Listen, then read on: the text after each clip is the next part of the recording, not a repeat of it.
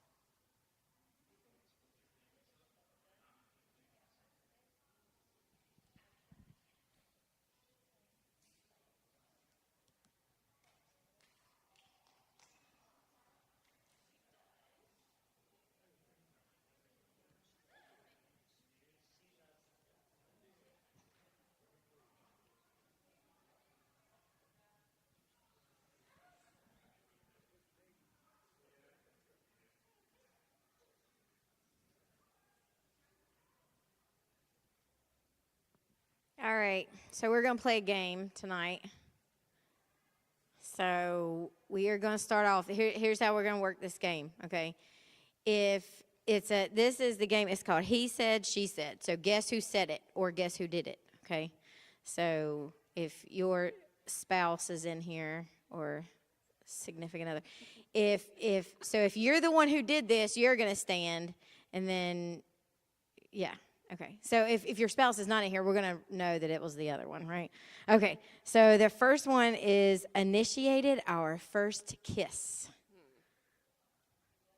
Initiated the first kiss. Who did it? You stand up. Oh, this is funny. Okay. Oh. Mine was kind of me because after our first date where he didn't kiss me, I texted him. I said, that was really awkward. And he said, I'll get it better next time. Very good, very good.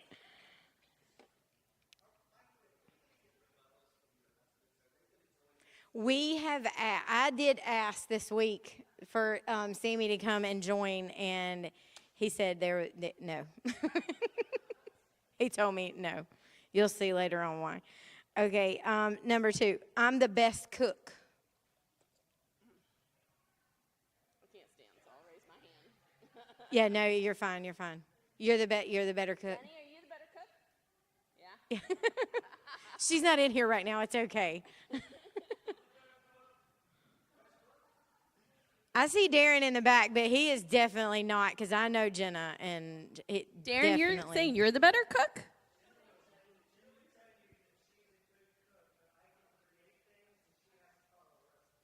Oh, okay. All right. Maybe that's what I was thinking. She is definitely a better baker. Yeah. Okay, so for everybody who's just joined us, what we're doing is, if you are what I'm saying, then you're going to stand up. If you did this or you are this, then you stand, okay? This is a he said, she said, okay? So, all right. I met the future in-laws first.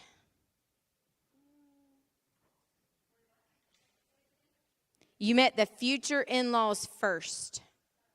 Which one of you met the other's parents first? You met his parents first and came in? Really? Oh, they're here. His mom's here. Okay, sorry. Okay. Oh, there you go. That's sad. I am the adventurous one. Stand up if you're the adventurous. I can't stand. I am still sitting. I have not yet. No, this is all Sammy. This is all Sammy. That's definitely Sammy. Oh, okay. Well, that's kind of shocking. Okay. I'm the better dancer. Oh, yeah. Okay, I'm standing up for this one. I'm the better dancer. Yes. Okay. I love it. Neither of you are claiming that one. No, not a dancer, huh? Jeff, Okay. Steve has like 2 dance moves. I'm going to rat on him because he's not here. He has like 2 dance moves. And they're really good, those 2.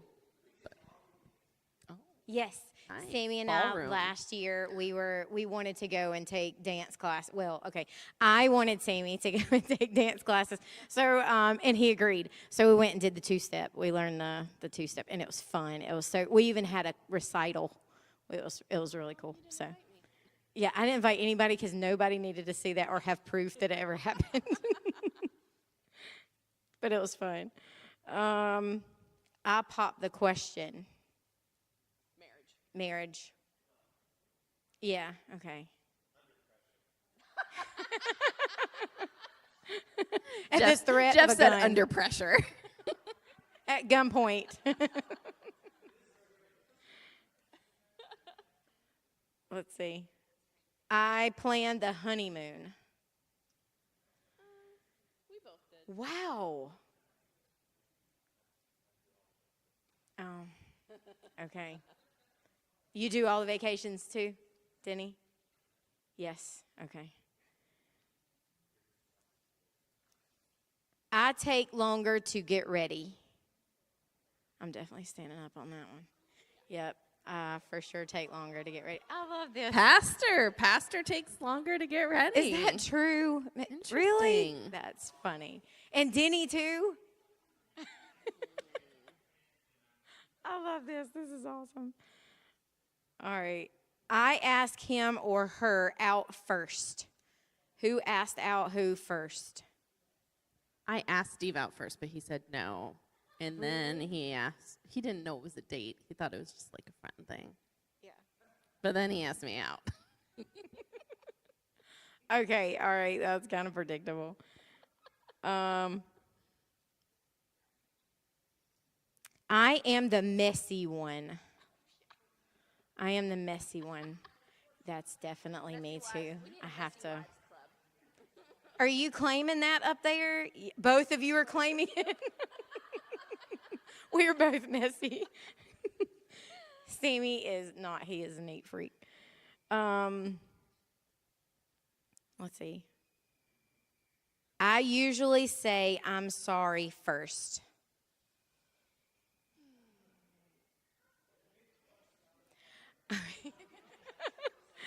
I usually say I'm sorry first. Oh, I love that. I am not that. I am so stubborn. It's so bad. I'm so sorry, Sammy. I know he's watching. Let's see. I wake up earlier. Y'all all know that this is not me. I wake up earlier. Corey, that is surprising. Yeah, you wake up earlier. You an early bird? Oh, I'm not an early bird. I love it. You're an early bird.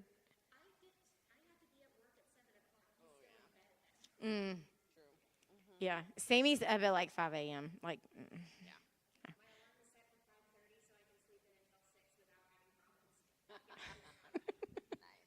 I love it. I don't know how I would survive if I had to be up at 5:30. It would not be good.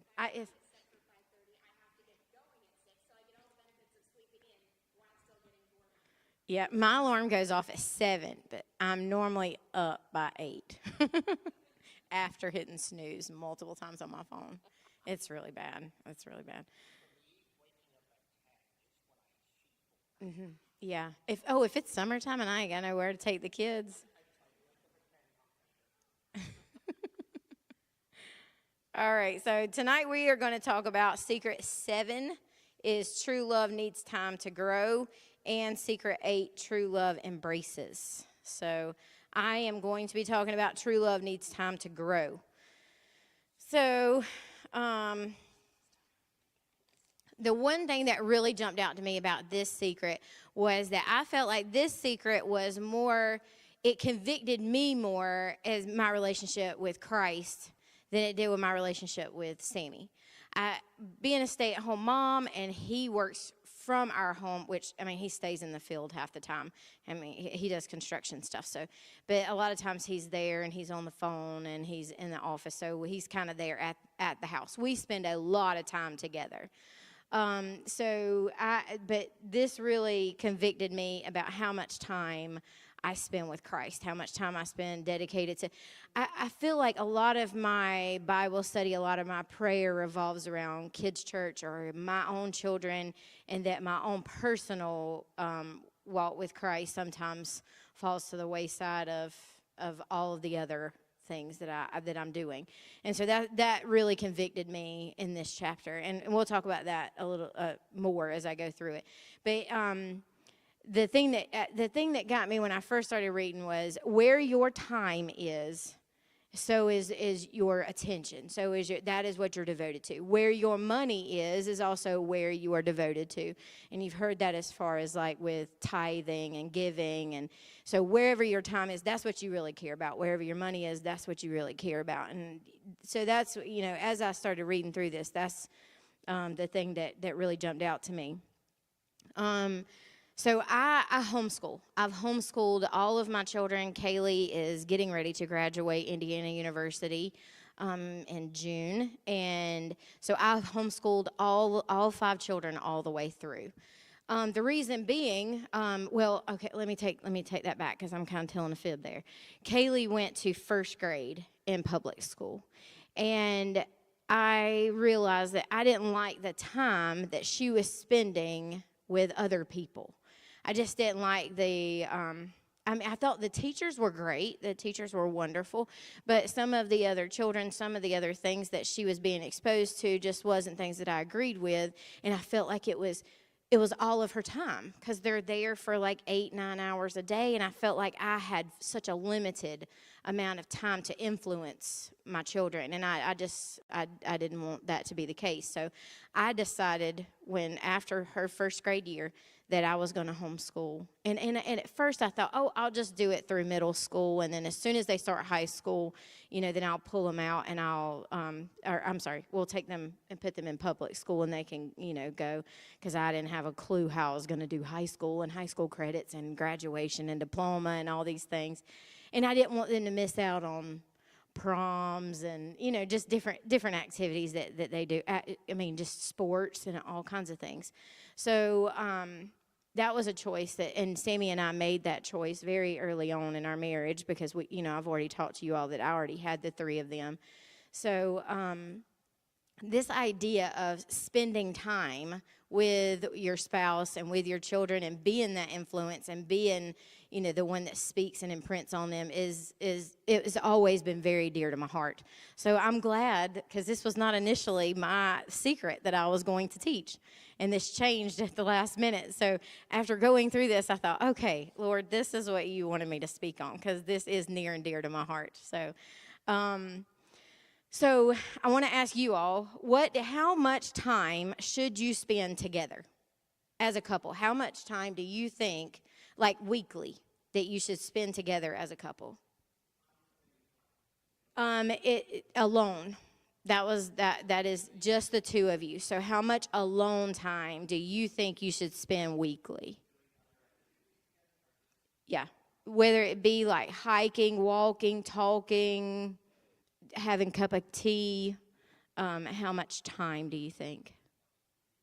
Watching TV? I think that counts. Yeah. So how much weekly do you think, hour-wise?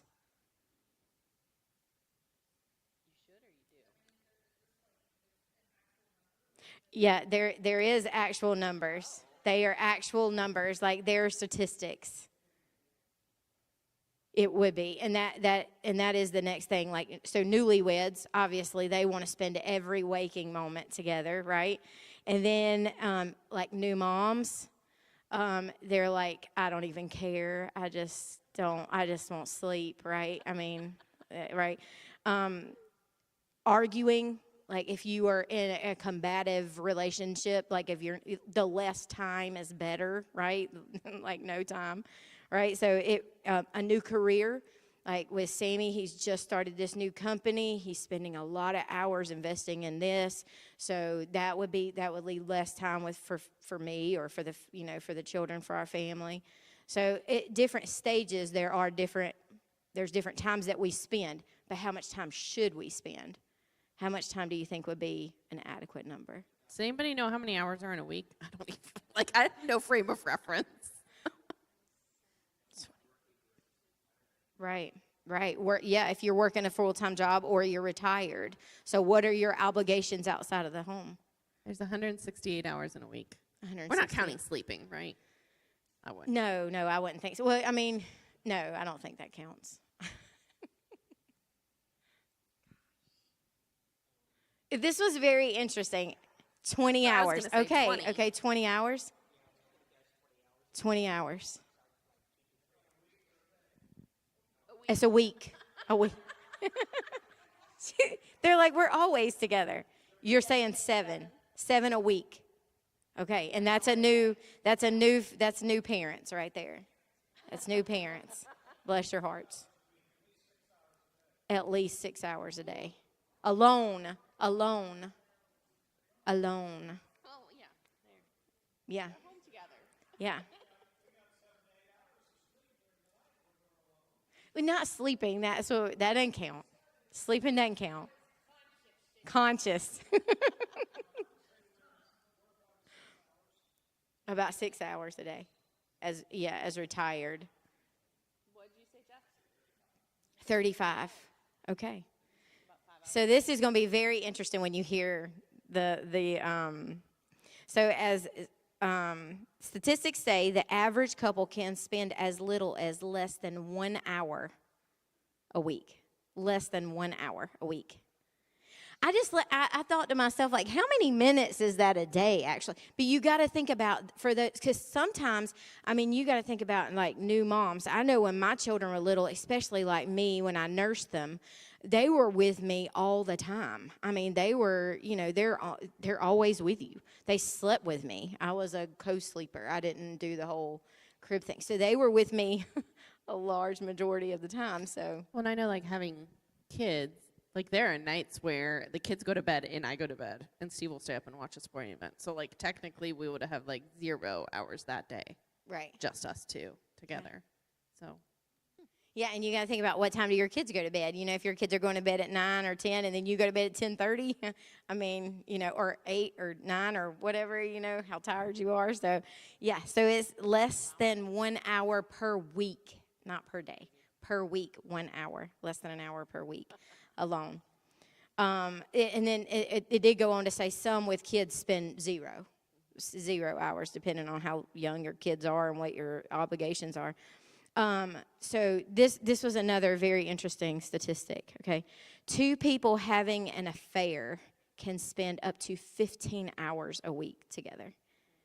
And what they were saying in this is that you make time for the things that you want to. So they're saying with a spouse, with a job, with kids, you can still find 15 hours a week if you're really looking to get them and to step out on your marriage is what it was saying. But they were saying that you can spend as much as 15 to 8 hours, 15 hours to 8 hours per week. And I think that was more of like you don't have very small children and, so 15 to 8 hours a week. This is weekly. So that's still significantly less. Go ahead. No. That was just saying like the average, like an average couple that doesn't have really small children, would be somewhere between 8 hours and 15 hours a week. Yeah, that would be like 1 to 2 hours a day. That's probably where we're at with small kids. Yeah. They find time even, so that's what, okay, I'm sorry, I was reading that. That was the other thing. So you need time to create a bond, and or things can grow cold. You have to spend time with one another. We have to make time. The National Marriage Project, a couple time alone with spouse talking activity weekly was 3.5 times more likely to say they were very happy. So if they were spending more time, the more time they spent together in the report, they were 3.5 more times to say they were happy in their marriage if they had, committed that time to one another, 8 to 15 hours, right? So you have to be intentional. Love is not self-sustaining. It demands time. And again, that brings us back to that relationship with Christ. And what time are we spending with Christ? Also, again, I talked to y'all about this, where we spend our time, where we spend our money is what we've committed to. That's what we're devoted to. So he says to spend money on your marriage. He was talking about like buying a smaller house so there was less maintenance. I think that's like the extreme of things, I would think. Spending money on babysitting, spending money on vacations, things like, spending money on dates. I know that's a big thing for Sammy and I, is weekly dates. And we didn't, I'm kind of a penny pincher. So, and we're in the middle of a renovation right now, so I'm getting really nervous, all the money that we're spending. But I was just thinking, like, sometimes I don't like eating out. I'm not a big fan of eating out. I just think, I really just, I feel like everything, I'd rather eat it at home. I like that. So I'm not really big on going out. So it was very difficult for us to find dates that we could do that were out, that weren't eating. You think about that. And like most of the time, if you think about going out on a date, you go out to eat, right? So spending money on things like we went and seen bluegrass at at the Palace. We went, that was really fun. And we go on hikes and we go walking. I like the park system. We have a huge park system here in Louisville. So that's all free stuff to do. I'll tell you another thing that we do is we like to go to Whole Foods, because they have like the bar in there, the little food bar in there, and you can go and get all kinds of food. And so that's something that we like to do. He told a funny story. I love this because this sounds like me. Like, I would so do this. So they went grocery shopping together in order to spend more time together. So he said they each get, you go and get the mustard and the plates, and I'll go and get the ketchup and the, paper towels or whatever. And he said, so they come back she comes back to the buggy, and she drops her stuff in the buggy, and there's a man standing there, and he goes, "Hey, you're not my wife. You can't make me buy that." It wasn't her husband. She had put the groceries in someone else's cart, and I was like, I could so see myself doing that. So the more time we spend with one another, the more we like one another, not just love one another. So, and we talked about this a little bit last week, was the idea of I like you as much as I love you. But he talks about we've made a commitment to love. And so that's a commitment, but liking is that's a choice. That's a choice to be friends, to spend time with one another, to share interests. All of those things are I like you. I like you. I want to spend time with you. He talks about Miss Doubtfire. So I did not get the movie. I didn't get the what was it? Pride and Prejudice. I didn't get Pride and Prejudice this week. I got Miss Doubtfire. That was the example that he gave like at least 3 times in this chapter. It was about Miss Doubtfire. Now, has everybody in here seen Miss Doubtfire? Yes, everybody's seen it. Okay. So I was going to pull up a clip of Miss Doubtfire, but there is some colorful language in Miss Doubtfire. I'm always like so surprised when I hear language in movies that I know I watched in the 90s, So Miss Doubtfire, the example about Miss Doubtfire was, Miranda, the wife, has, separated from her husband, and he has now dressed up as the nanny so he can spend time with the kids. That's what the premise of the movie is. So she's explaining to Miss Doubtfire, which is really her husband, why they are no longer together, what went wrong. And so she says, well, he was really funny in the beginning, but as time went on, he wasn't as funny anymore. I had to work. He was between jobs. Everything I did was, structured and calculated, and everything he did was just fun and just kind of off the rails, right?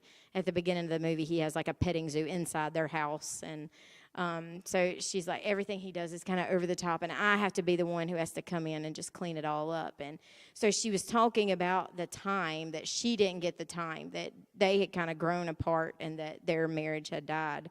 And as looking at the clips, one of the comments said, the hardest thing is to hear what you should have done when you can't do it anymore, like, because now they're separated. And I thought, that is so true, like, to hear, what could have been changed, things that could have been better if you had, but now you don't have that. You don't have that opportunity. So there was a poem, he mentioned this poem, and he says, I do not only love you for what you are, but for what I am when I am with you. And I thought that was really sweet. I thought that really spoke to the I like you. Like, not only do I like hanging out with you, you're a cool person, but I like who I am when you're around. And I think that speaks a lot to the time that we spend with one another. So we are all busy. We all have very busy lives, and the one thing that really jumped out to me when he was talking about this is we are dedicated. We are not dedicated to everything that we do. All of us have busy things that keep us all busy, but we all need to learn how to say no to some things. We have to look. I'm a terrible no. I never say no. I'm like the worst person to ever say no. Look, Corey's like, yeah, me either. Every volunteer opportunity, I'm on it. Every board at the co-op, I'm on it. Like, I just sign up for way too much stuff. So I need to learn how to say no. And I had a friend of mine tell me one time, because I was telling her this, like, I just have a hard time saying no. I want to be there, and I want to, I want to help out with so many things. And she said, everything you say yes to, you are saying no to something else. So what are you saying no to? So, and I thought to myself, when I say yes to everything, I'm saying no to Sammy. I'm saying no to my children. There are times where I should be doing these things, but I'm helping out over here, So we all need to learn how to say no to some things and realize that not everything that we do, we should be as dedicated as we are. And this right here, this is where the Lord really spoke to me. It is almost impossible to be in love with a person you don't know. Okay? And it is virtually impossible to know someone you never spend time with. And that really, really speaks to our relationship with Christ. Is if you put Christ in that, it is almost impossible to love Christ if you don't know who he is. And it is virtually impossible to know who Christ is without spending time with him. And so that really spoke to my heart about, that pray without ceasing. And there were several other scripture verses. 1 Thessalonians 5:17 also talks about, hold on, I'll pull it up. So 1 Thessalonians 5:17 says, pray continually, give thanks in all circumstances, for this is God's will for you in Christ Jesus. And then Romans 12:12 says, be joyful in hope, patient in affliction, faithful in prayer. Never be lacking in zeal. Never be lacking in zeal. And I like that because it's like never, like, what was it? What does he talk about? Not being like tepid water, or not being lukewarm. Not being lukewarm, thank you. Not being lukewarm, but never be lacking in zeal, but keep your spiritual fervor. That's the second word I've mispronounced tonight. Serving the Lord. Be joyful in hope, patient in affliction, faithful in prayer. And I love that because that really spoke to my heart. So he talks about carpe diem, or seize the day.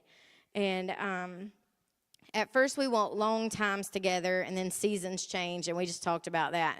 Going from like that where it's just us, and we're in the beginning of our marriage, and then we have children, and then we have all these obligations, and then homes, and all these things. So he talks a lot about date nights, and he has on his website, apparently there's a website for, I did not go on and look. I like the One Extraordinary Marriage, and they have a lot of date night ideas.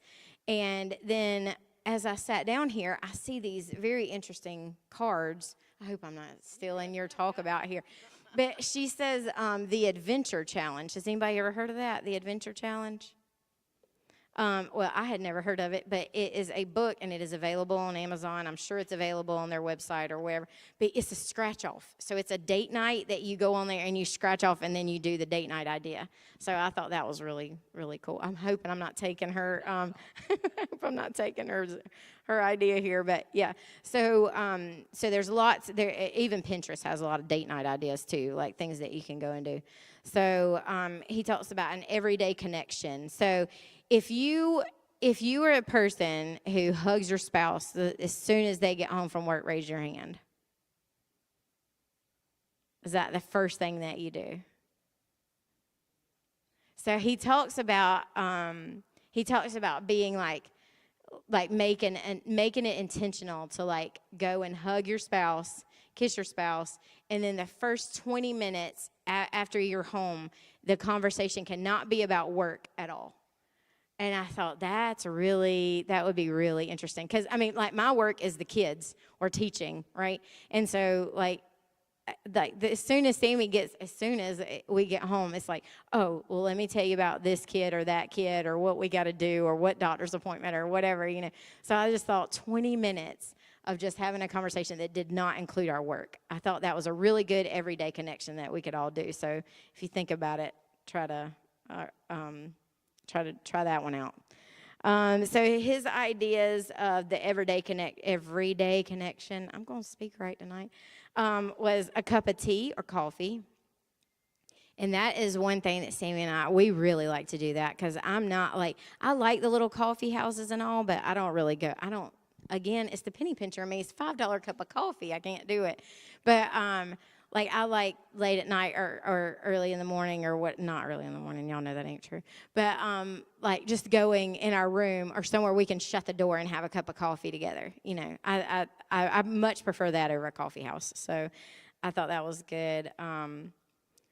Walking, that was another thing. I think too that goes back to men prefer like communication where they can just look straight ahead and they don't have to like look you in the eye and say things. So maybe that the walking thing was leading towards that, you know, for the men, because he talked about that too. Men like to do things where women place more emphasis on their feelings.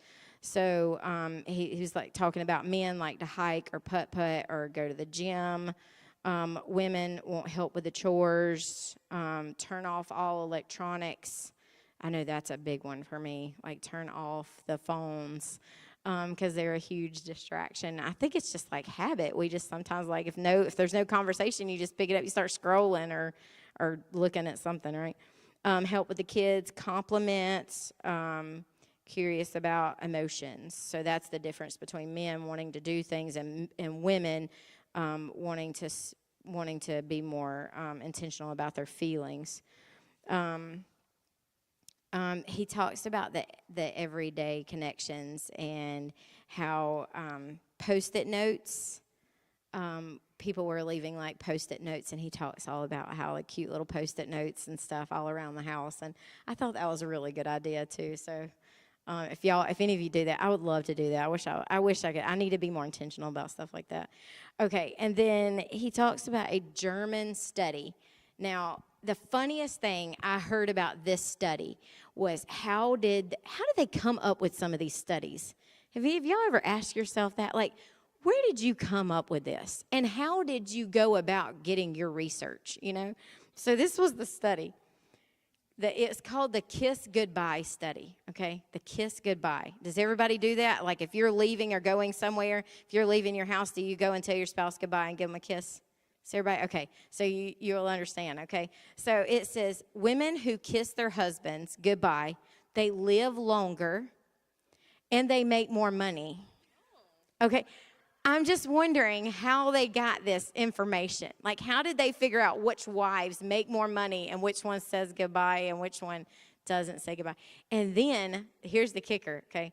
Men had fewer car accidents. Okay, so I'm like, are they going out and like, everybody who's had a wreck that year or something, did you kiss your spouse goodbye before you left the house? I just thought it was such a silly thought when I thought about it. Like, they really went and like questioned these men who'd been in car accidents if they had kissed their wives goodbye. So, but yes, it's a $1 million government state. I believe that. I believe that. So, but that is apparently from a German study of the kiss goodbye study. The men have fewer accidents. So, wives, kiss your husbands goodbye. Okay. The other thing was the advice that he gave at the very end of this chapter was buy memories and not things. And I thought that was really good. Buy memories and not things. No use of our money will be more satisfying both now and years to come.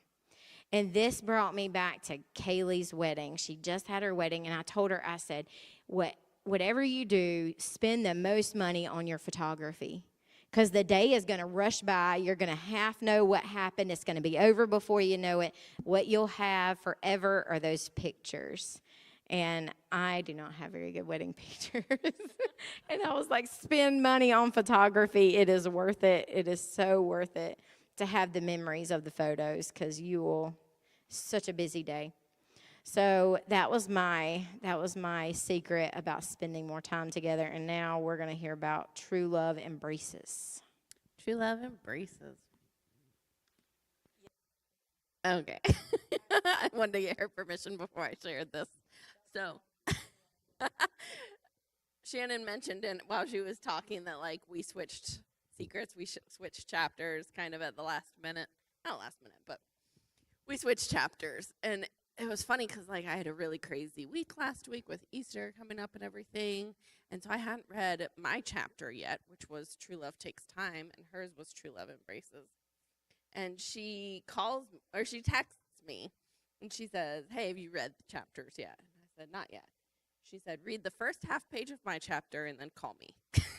And so I read the first half page of her chapter, and it's all about sex. I call her, and I immediately say, "You want me to take this chapter, don't you?" Please do. This is not, I can't do this. Those of you that know me know that I don't get embarrassed easily. I'm comfortable talking about this subject. I've done like several women's classes, and we talk about this stuff. So I was comfortable. So yes, I would take that chapter. Before I get started, I did want to mention I liked your chapter. I like actually how yours and I's are going to work very well together. You were talking about like saying yeses, and sometimes you have to say no. So I just want to put a plug. If no one's read the book by Lisa TerKeurst called The Best Yes, it is, if you struggle with saying you say yes too much and you need to learn to say no, that's a great book just about how we need to save our yeses for the best yes so that God can use us how he wants to use us. So just thought I'd put a plug in there. It's a good book. So I am talking about true love embraces tonight. So when I say the word embrace, do like a word for word analogy picture. What comes to mind when I say the word embrace to you? That right there. A hug. If I say embrace, what is another word that comes to mind? I have a few here. Anyone? I thought of like warmth, belonging, maybe closeness. I thought of family, like that's kind of who I would embrace, my family, my brothers. Protection, connection, those kind of words were coming to mind as I was thinking of embrace. But when you hear the word embrace, it immediately kind of draws a picture of intimacy and connection to me, because embrace usually isn't a word that you're going to use when you're just talking about Joe Schmo that you saw on the side of the street. Usually when you embrace somebody, it's because you have a connection, you have a relationship. Usually it's a close friend or a family member or a spouse.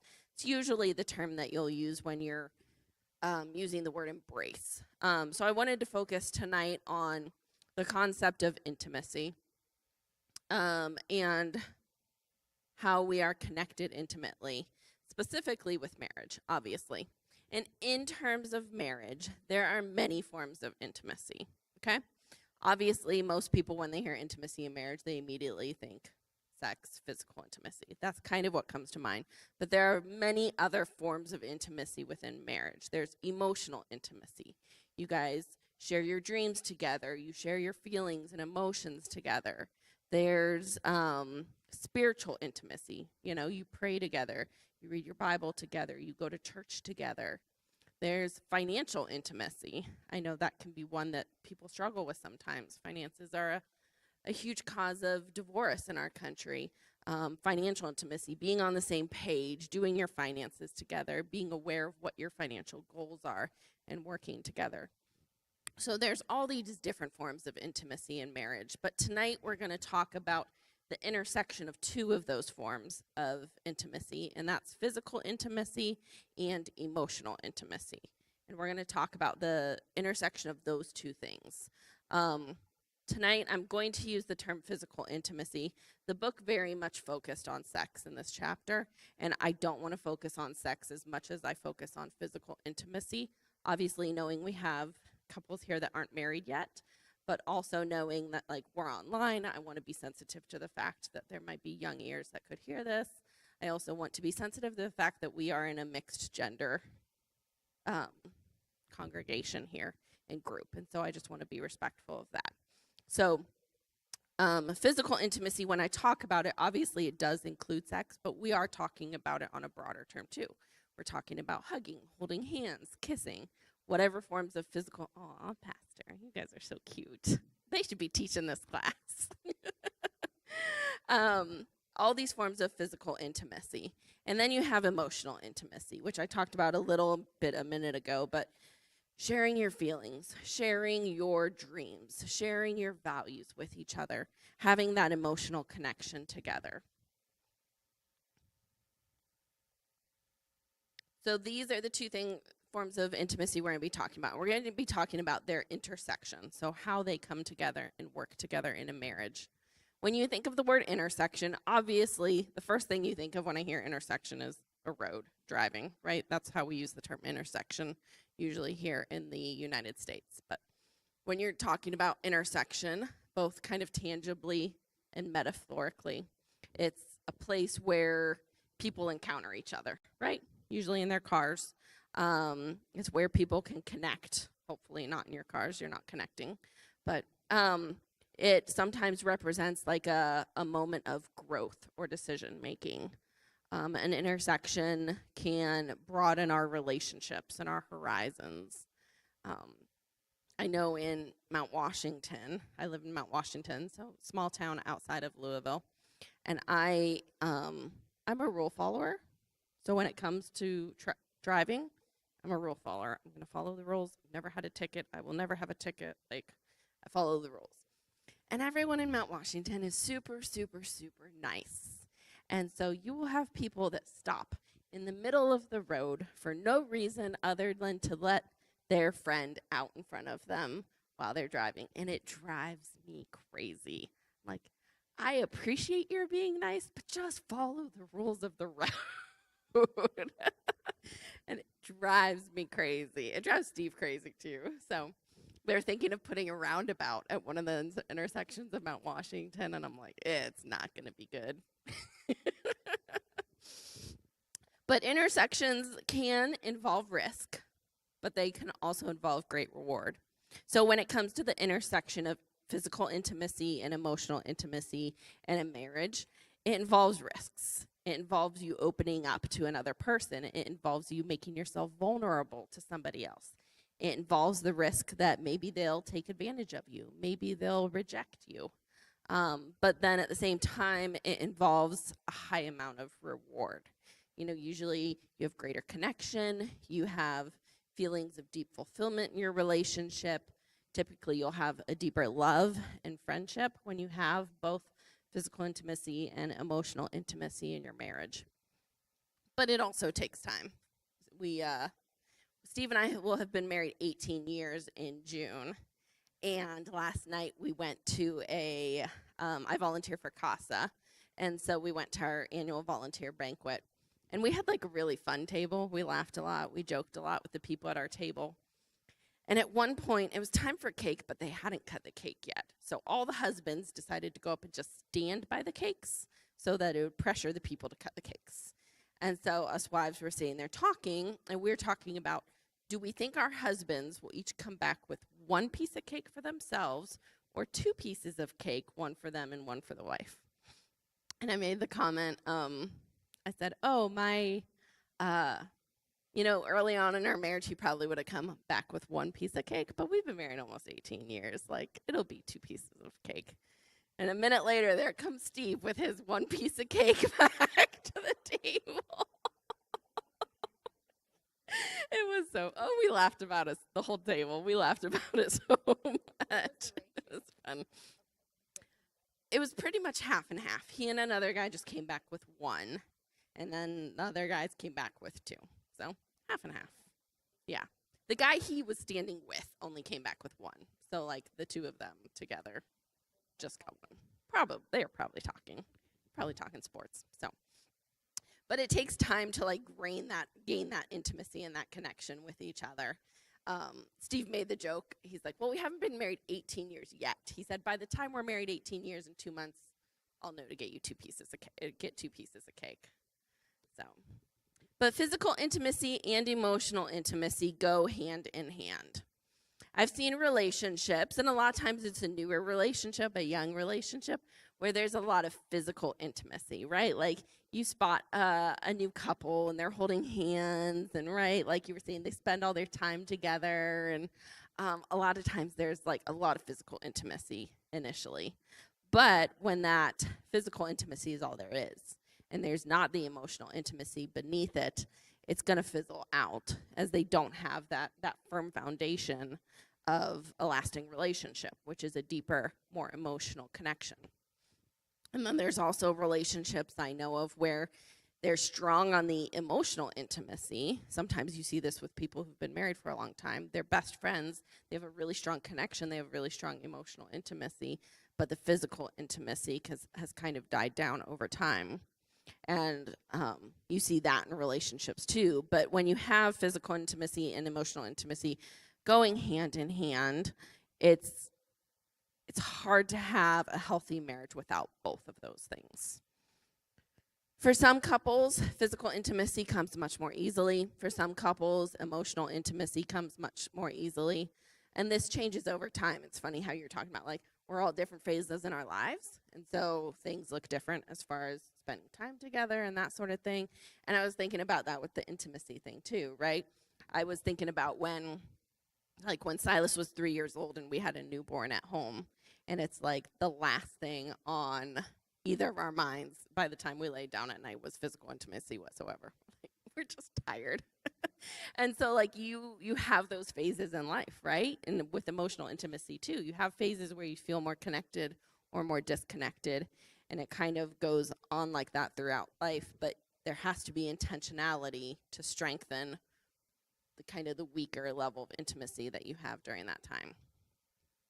So what can we do to balance our physical intimacy and our emotional intimacy? How do we prioritize both things and make sure that we have both things within our marriage? The first is communication. According to a study, 65% of couples cited communication as their biggest problem in their marriage. And it's not just a lack of communication, but also negative communication or ineffective communication.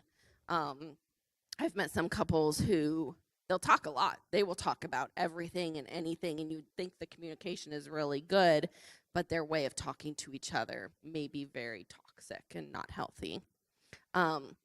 She didn't talk about Pride and Prejudice tonight, so I'm going to talk about Pride and Prejudice tonight. Has anyone not seen this movie? Like, have we? I know we asked that already, but okay. I mean, by the time we're done with this study, you'll pretty much know the whole story. You won't need to watch the movie. Yeah, you still. Since we've been talking about it. Okay. We're just going to have a movie night.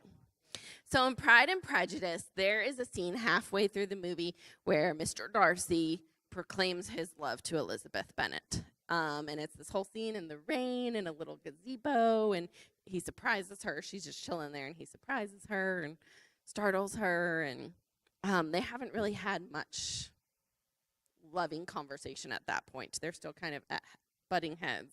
And he comes to her and kind of proclaims his love for her and proposes to her right then.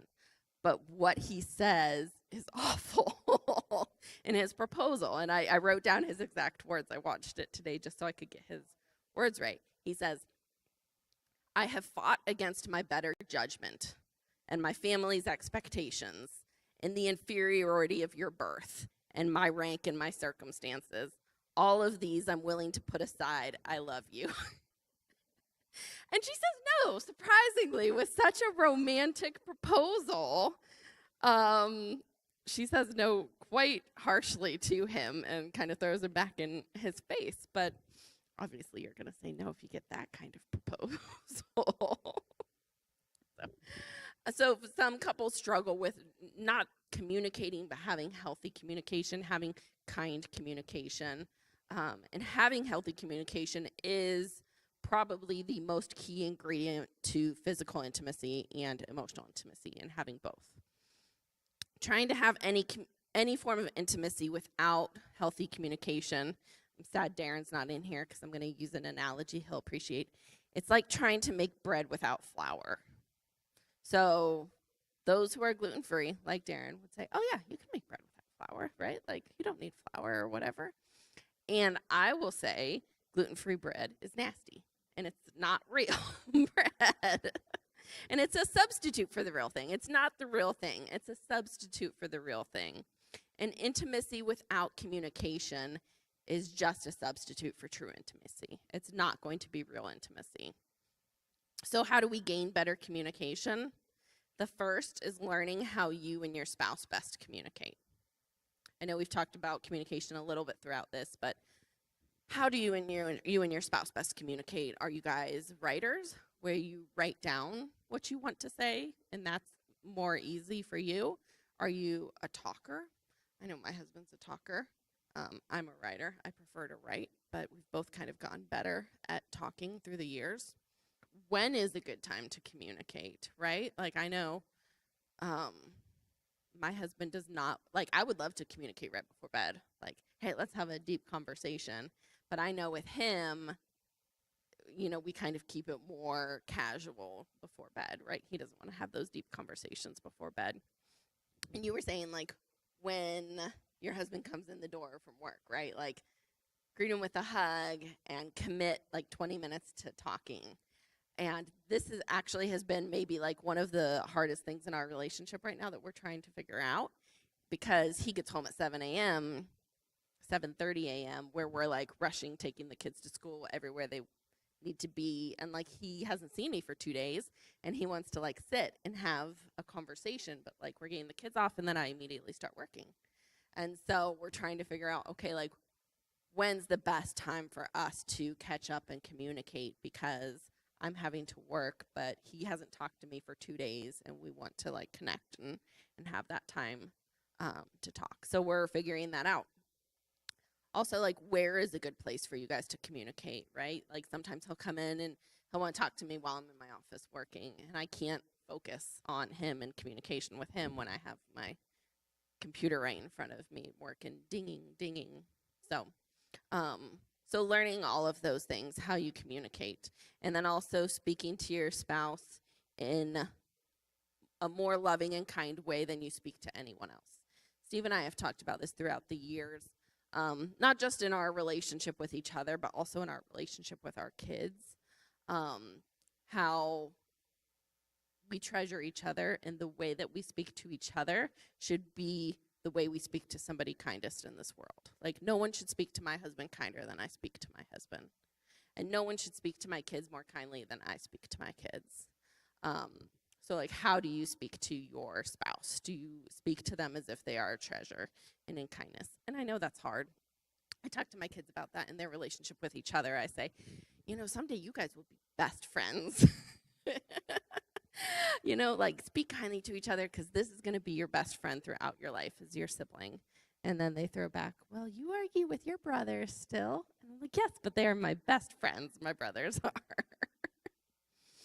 So that was the first way to balance and prioritize physical intimacy and emotional intimacy is through communication, making sure that you're talking, making sure you're talking about everything in your relationship. And the second is through making it a priority and scheduling it. And so I know we talk about One Extraordinary Marriage a lot, but that's something that has helped us both in our marriage a lot. And actually, this book references One Extraordinary Marriage. So this author obviously likes it too. But I remember she was telling a story once how she had a couple in therapy and counseling, and they were talking about physical intimacy and how much they were struggling to like figure this area of their life out. And she talked to them about scheduling. Well, you should schedule it. You should schedule time. It doesn't have to be like Thursday at 8 o'clock. It can be like, hey, today we are going to be physically intimate. And the husband was like, no. He's like, I like spontaneity. Like, that's not romantic. That's not how it works. And she threw back at him, how's that working for you? And it wasn't. And so she said a couple weeks later, they came back and they had done the scheduling. And she followed up and asked him how it was going. And he all of a sudden was a huge fan of scheduling because it worked for them. So complacency is one of the primary killers of marriage. Whether it's things growing routine or you just getting used to each other. I know I've heard a lot of couples who are going through a hard time or getting a divorce and they make a comment that I just feel like they're my roommate. I feel like this is my roommate now. Like we talk, we pass each other, but there's no romance, there's no intimacy, physically, emotionally, anyway. This is just a roommate to me. I don't know about you guys, but in my life at least, my calendar rules my life. Like everything I have is on my calendar. I have it scheduled out. It's just kind of how I am. And I know that a lot of people are like that. So how are we making time for physical and emotional intimacy with our spouse? Are you putting it on the calendar? Are you scheduling it and working it into your life? I know it's harder for some than others. I know, having kids that play sports and do academic team and are constantly going everywhere, like the more scheduled we can be, the better. So scheduling times and like days where we can just be like one-on-one, like you were saying, like how much time are we spending together one-on-one, really? Like making an effort and being really intentional about spending one-on-one time together. They talk on the One Extraordinary Marriage a lot about scheduling physical intimacy. I know people have different opinions on that and what that's like. I know it's worked for us. I know other couples that it's worked for. And it's not like, hey, every Thursday night at 8 p.m. It's not like that kind of scheduling. It's like, hey, you're off for 2 days now. At some point during that 2 days, we will be physically intimate. Like having that, and it helps with anticipation. It helps with you getting in the right mindset. So if you want to know more about physical intimacy and scheduling and like how to do that and what that looks like, you can talk to me. And then as far as emotional intimacy goes, and this goes kind of with what you were talking about, like when are you guys making time for each other intentionally to spend time together? Are you going on a coffee date? Are you taking a walk once a day together? Are you, a lot of times Steve and I joke around, like we'll find ourselves sitting in bed scrolling, right, on our phones. And it's like, all we need to do is put our phone down and sit there and talk to each other. So are you finding the ways to emotionally connect with your spouse? I did bring these up. So Shannon mentioned it's from the Adventure Challenge, which is like a book of dates, and you scratch it off and it'll say like what you're going to do for your date. But they also have these things called connection cards, which are just a question. Like there's a question on each card to help you connect with your spouse. And if you go to the last page of your handout this week, I added a bunch of these connection questions to your handout, just for you to have something to where you can initiate conversation with your spouse and be really intentional about it. I know sometimes there's been times in our marriage where I've been like, oh, Steve and I have a date tonight. What are we even going to talk about? Like, what is there to talk about? right? Like times in our marriage where we're just not connecting like we should be.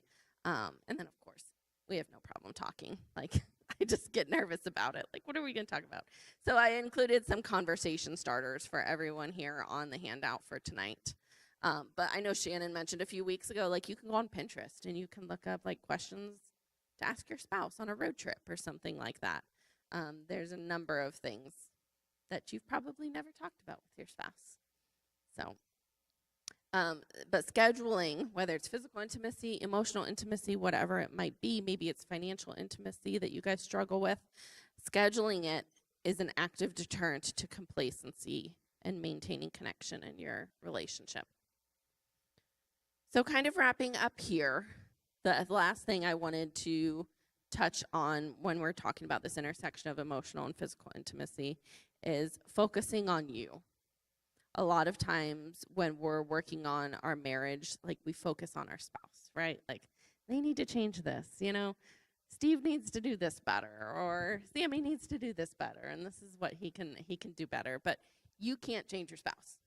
Like there's only two people who can change your spouse and God. Like that's it. That's the only people who can truly change your spouse. So focusing on your spouse will cause frustration, and then it will eventually cause resentment. And resentment, if you guys are familiar with the Gottmans at all, they're big researchers when it comes to relationships and marriage. They have like 4 horsemen of the marriage apocalypse. Like if you have these 4 things in your marriage, they can pretty much assume that your marriage will probably end in divorce. And one of those is resentment. Like if you get to the point where you're resenting your spouse. But focusing on what you can do to make your relationship better, and then invite your spouse to join you, right? Like if your thing that you're going to do to make your relationship better is you want to have coffee with them once a week, right? So then you invite them into that and say, hey, I thought it'd be a really great idea if we sat and had coffee once a week for an hour just to touch base and have some one-on-one time. For men, Steve and I were talking about this last night as we were kind of talking through this. For men, emotional connection flows out of physical intimacy. So for men, a lot of times it's physical intimacy leads to emotional connection, where for women, a lot of times the emotional connection then leads into the physical intimacy. Women, a lot of times, they need to feel emotionally connected in order to be physically intimate.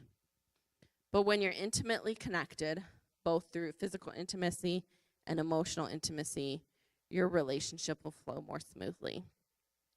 So just like traffic, when you're driving, not Mount Washington traffic, like real traffic that actually follows the rules of traffic, like, and you're obeying the laws, it flows more freely. It flows better when you're doing the intersections how you're supposed to be doing them. And the same thing with marriage and relationships, this intersection between physical intimacy and emotional intimacy. When you figure it out and when you're being really intentional at doing both things and working on your communication and working on prioritizing your time together, it supports a healthy marriage and helps the marriage grow when you're focusing on these things. So that is, I think, all that we had for tonight. Does anyone have any questions? We have a couple minutes here, and I know we've gone long on a lot of weeks. So the One Extraordinary Marriage has a book. It's called The 6 Pillars of Intimacy, and that walks through all of, you named all 6, right? All those forms of intimacy. Yeah, and it's a really good study. So if you're looking for a study to do together, it's a really good one. Also, that focusing on you, and you mentioned that. I thought that book, Fireproof, we've done that one too, and that one's in there. Even in if you watch the movie, like he's focusing on her and like all of her failures, but then he starts focusing on himself, and that's how he saves his marriage. So a lot of the Fireproof stuff is focusing on you. So if there's anybody out there who's having issues, Fireproof is a good book, and then the One Extraordinary Marriage, 6 Pillars of Intimacy is a good study. Thank you. Any questions or comments before we close in prayer for the night?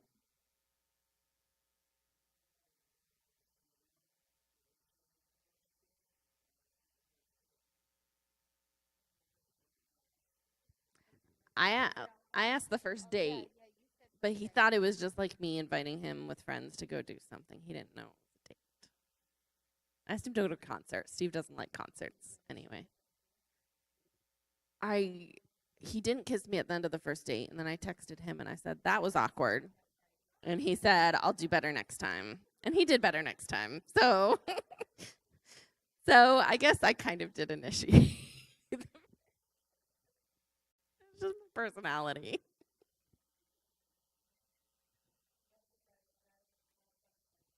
I don't think anyone else.